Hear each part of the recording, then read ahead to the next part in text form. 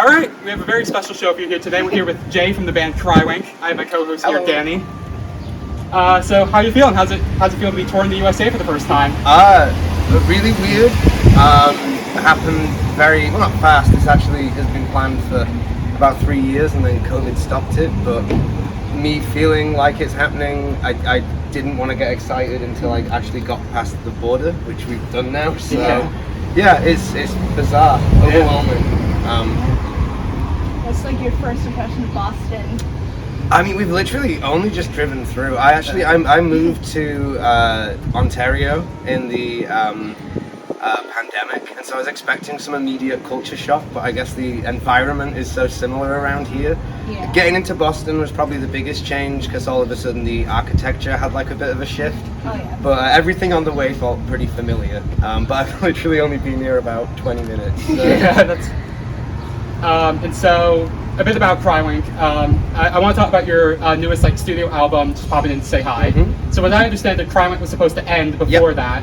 And so what has motivated you to do that album and then Privately on Spiral Galaxy and now this? Privately on Spiral Galaxy was just a re-release because people were mad that it wasn't on streaming platforms. It became like one of our biggest songs even though it was just a bonus track. Right. Probably because of YouTubers and streamers covering it online. It got a lot of traction with that.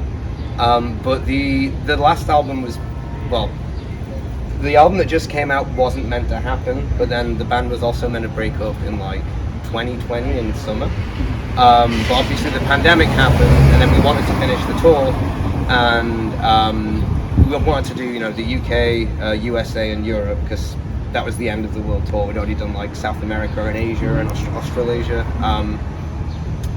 But yeah, we agreed that we didn't want to try and do it all in like 100 shows in 5 months anymore because it would destroy us. So we're splitting it up a bit longer, and we're probably not going to stop the band until next year. And the reason there was a new album, to be honest, it was kind of a bit of a cash grab, if I'm going to be honest, where me and my partner's house burnt down. We woke up one morning to a fire, and obviously everything kind of messed up horribly then.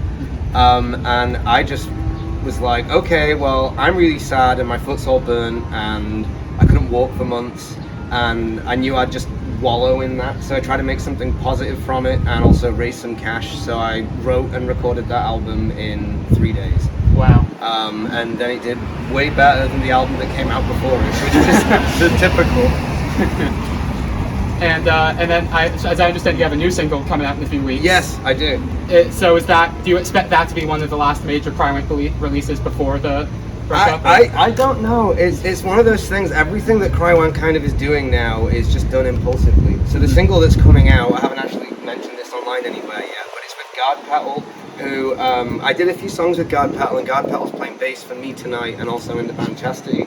And it's just because we've been hanging out and practicing, and we just were like, we wrote a song together, let's record it and actually release it. So yeah, everything that's happening is not like there's a big game plan.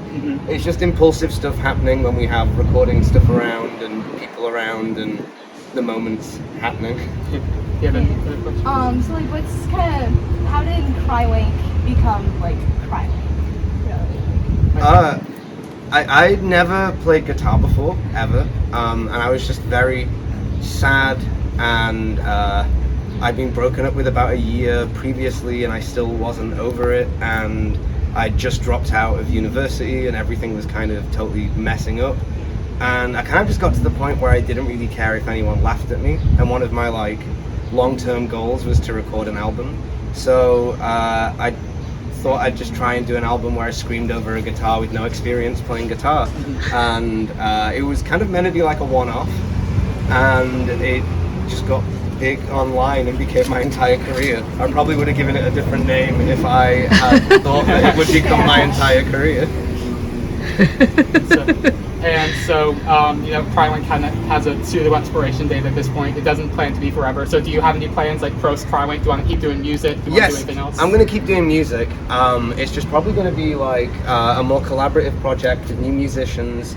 And also more conceptual projects. I had a musical that I wrote, which was meant to be staged after Crywank broke up last time, but never happened. So I'd like to pick that up again and do that. And I have a concept album as well that I've been working on since like 2012. I don't know what name I'll release it under, but I'm going to be working on that. So I'll still be doing music, but it's that thing where this band is so attached to my identity. It's just me singing about myself all the time. And what I'll be doing next is going to be a lot more focused on like other narratives and storytelling and that kind of vibe. Do you have any other? I don't know. I guess like I mentioned too, like we're in starting our own band. What are like some tips for like beginner musicians? The number one tip I would say, well, there's a few. I mean, if things start going well, firstly, never sign away your online. That is your pension. That is what you need. If a label wants to work with you, they should want to work enough to only do physicals. Your online is like your constant stream of income. Never sign that away. In regards to just working on like a local level and starting out, you can't expect people to notice you or put you on. That is really, really hard and really difficult.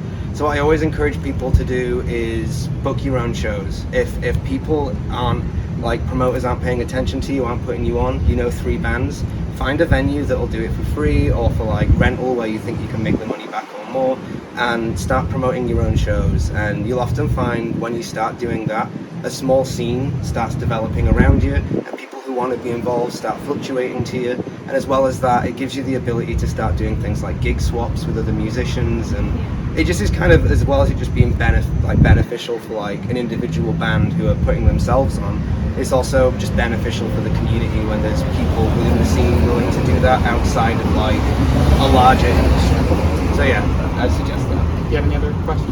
Not really. So, as I understand it, Crywank isn't really signed on to any sort of record label or anything, so you're very much spread through word of mouth. So go ahead and spread. Is there anything you want to plug, anything you want to promote?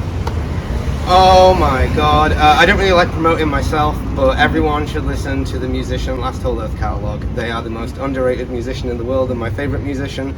So if you like my music, there is a recommendation of a far better musician who doesn't get enough attention who you should listen to. All right, that's all we have for you. Thank you so much. Thank you so much. Yeah. Lovely to meet you, Rose. Lovely to meet you.